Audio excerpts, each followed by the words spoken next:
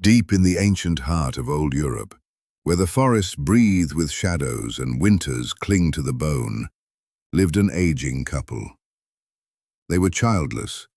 The silence in their timber cottage was bitter, heavy with a longing that never lifted. One day the man went into the woods and found a small, gnarled stump. It looked hauntingly like a babe. He hewed it from the earth and brought it home. His wife, blinded by grief, wrapped the wooden creature in soft lace and rocked it in a cradle. But then, the wood began to stir.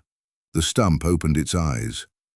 "Mother, I hunger," It creaked. It was the sound of dry bark splintering.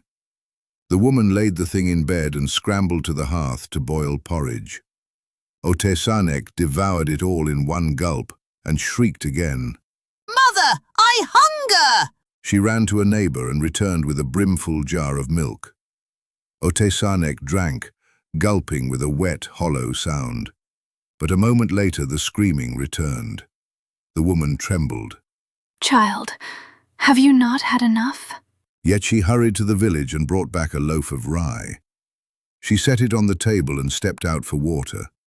But the moment the latch clicked, Otesanek uncoiled from his blankets. In a heartbeat, the bread was gone, and the cry tore through the walls. "Mother, I hunger!" The mother rushed back, intending to crumble the bread into the soup, but the table was bare. In the corner stood Otesanek, his wooden eyes bulging, pinning her to the spot.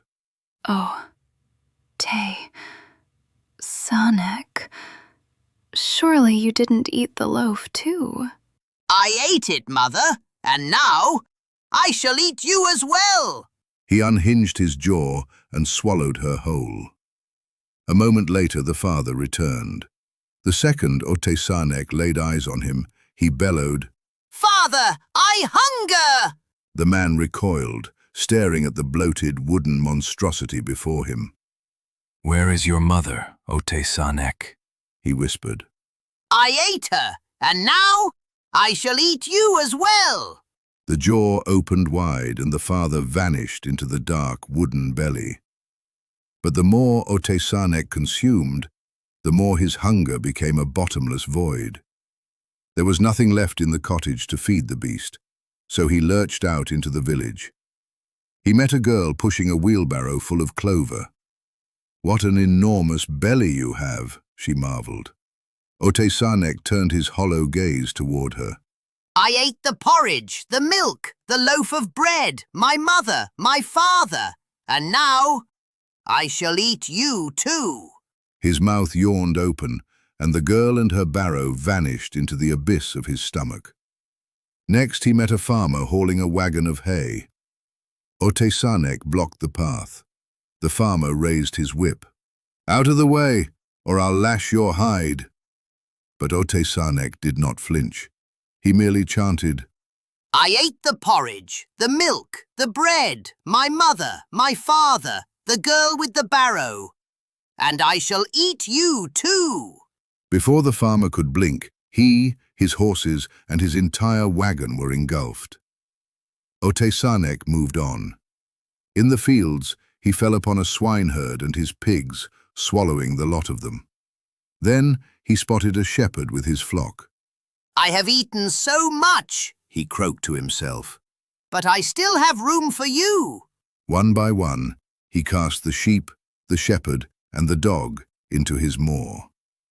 He hobbled through the village until he found an old grandmother tending her cabbages. Otesanek did not hesitate.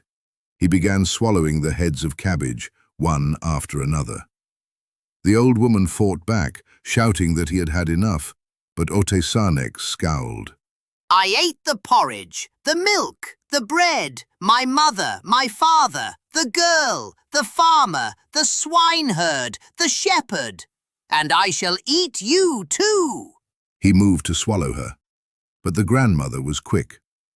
With a sharp stroke of her hoe, she ripped Otesanek's belly wide open. The wood split with a thunderous crack, and out jumped the dog, then the shepherd, and then the sheep. Next came the pigs, then the horses with their wagon, followed by the girl with her barrow. And finally, the mother and father stepped out into the light. They lived peacefully until their dying day, but they never, ever longed for a child again.